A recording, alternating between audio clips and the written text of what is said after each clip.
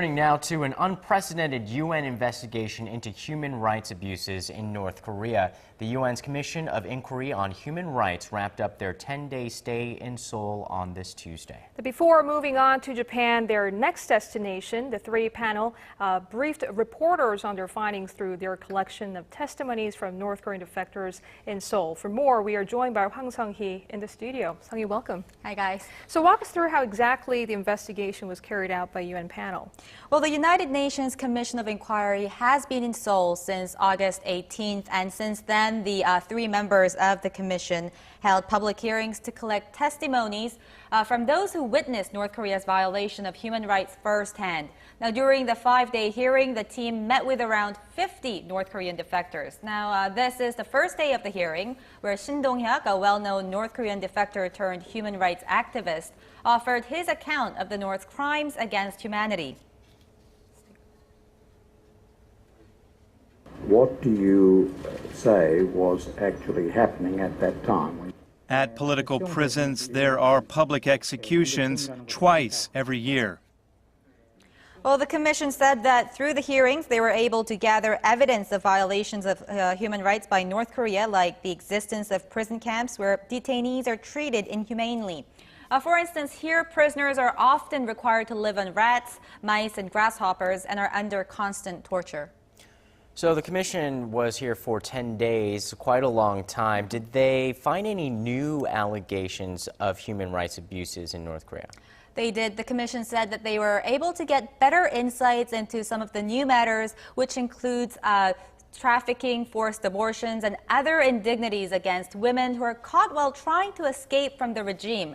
However, the UN panel said that no final conclusion can be drawn up yet, as their investigation is not complete. The panel will begin another round of investigation in Japan, mostly collecting accounts on Japanese abductees to North Korea.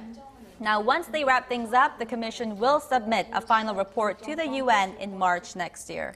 North Korea hasn't allowed the commission to enter the regime for an on-site investigation. So how reliable are these sources and testimonies? Well, that's the problem. The commission has asked the North Korean government numerous times to enter North Korea for the investigation. However, North Korea has denied any human rights abuses and has said that UN inspectors will not be allowed on North Korean soil. However, during the press conference today, Michael Kirby, the chief commissioner of the UN panel, said that his commission will continue to reach out to the North for access to their country and promised to work with no preconceptions. Take a look. And the best way for North Korea to respond to the type of evidence which, if left unanswered, is believable, even in some matters compelling, is for it to open its doors, give access, provide... Well, the North state-run Korean Central News Agency denounced the investigation today, calling it a scheme to break up the current momentum in dialogue between the two Koreas. On the other hand, are there any signs that there have been improvements in human rights conditions in North Korea? Well, Sean, human rights in North Korea was an issue that the international community has been keeping a close eye on.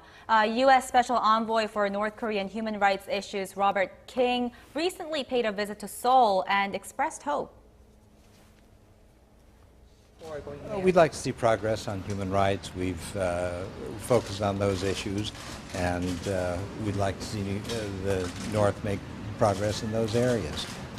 And some say that North Korea is showing efforts to make improvements in humanitarian issues. President Peter Maurer of the International Committee of the Red Cross, who visited North Korea last week, said that North Korea was enthusiastic about resolving humanitarian issues like the resumption of family reunions. Also, a report released today by a U.S.-based NGO group, Human Rights in North Korea, said that North Korea has apparently closed down 2 out of 6 prison camps. The report said the prisoners at these camps have mostly been freed, setting a good precedent, but added that still some 130,000 political prisoners are being tortured in the North Korea's 4 remaining prison camps. All right, Sung-hee, thank you very much for that report today. My pleasure.